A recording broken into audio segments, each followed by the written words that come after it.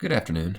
This short screencast is a follow-up to our last algebra lesson wherein we introduced the notion of graphing lines on the Cartesian plane. I want to talk in this screencast specifically about a couple of, I won't call them strange examples, but just different examples than the usual. You'll recall to mind we had something known as standard form, last example, standard form, and it was ax plus by equals c, where a, b, and c were numbers, and of course x and y are the variables. In these two particular examples today, we're going to look at what happens when you just have x, when you have x equals a number, or you just have y equals a number.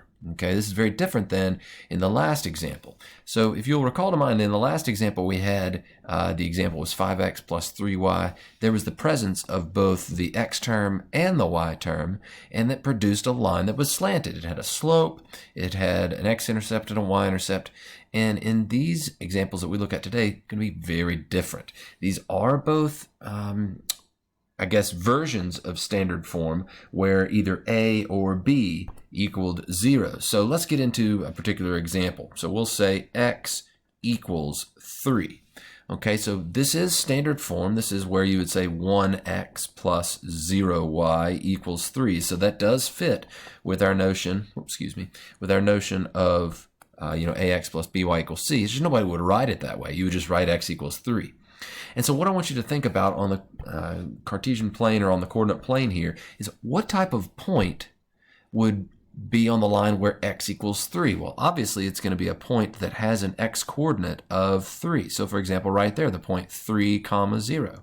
But you see, that's not the only point that has an x coordinate of 3. For example, we could say 3, 5 would also fit. Right? Is its x coordinate equal to 3? Certainly. 3, negative 2 would be another point. And in fact, there's infinitely many points, as there are on all lines. There's infinitely many points here, in this case, that have an x coordinate of 3. So when we connect those dots, we get a special type of line. You guys probably know that's a vertical line. So when you have your formula is just x equals some constant, I want you to note that that is a vertical line. That's a vertical line. So when x equals some number, that example is very easy, very simple. It's just going to be a vertical line that passes through that particular number.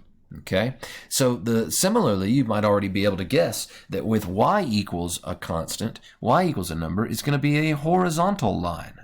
Horizontal line. And again, this is just a special case where, like, I might make up the example, y equals negative 2.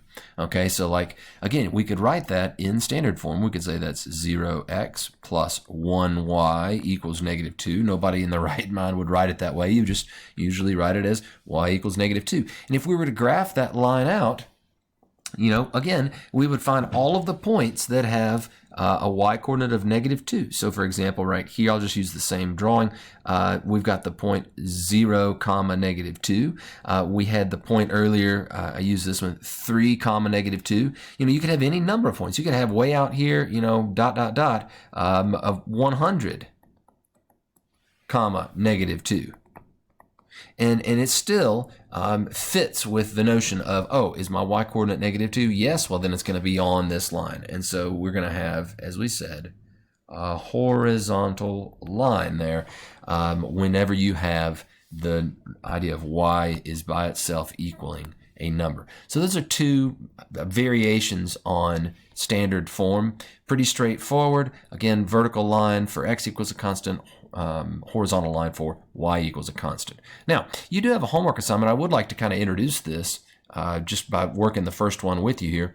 It says, draw the coordinate plane and label each axis. Use an appropriate number of tick marks on each axis. Plot 2 or 3 points and sketch the graph of the line. Very simple, very straightforward instructions. Let's look together at number 1. So what I might recommend doing for each of these, just to kind of knock it out right off the bat, is to just put an x and a y axis down. There's our x axis labeled. There's our y axis labeled.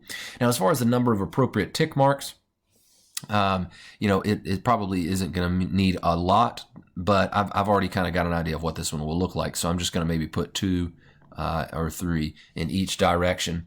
And so let's now get to plotting points. We talked in the last video about how it's smart to pick some intelligent, some easy to plot points. Like I wouldn't want to pick let x be 500 right here, and that would be kind of foolish. But I could say let x be 0. And in fact, I'll go ahead and make an xy table or an xy chart as we sort of demonstrated earlier. I'm going to let x be 0. And then in my brain, I'm going to plug in x equals 0. Now you could write it out. You could, okay, say 0 plus y equals 1. And then you could say, oh, okay, well, I don't have to do anything. Y equals 1. So 0 comma 1 is in fact my first point on this line.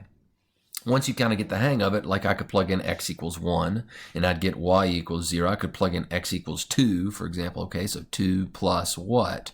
Equals 1. Well, that would be negative 1. And you start to recognize, you start to develop this sort of sense about a pattern, right? So in other words, we referred to this pattern as slope earlier. Here are my 3 points. 1, 0, and then 2, negative 1. Now that you've got the 3 points, you can just connect the dots just like that. And there you go. That's all you have to do for each of these examples. So on this homework 8.2, there's 20 questions. This should literally take you about 20 minutes.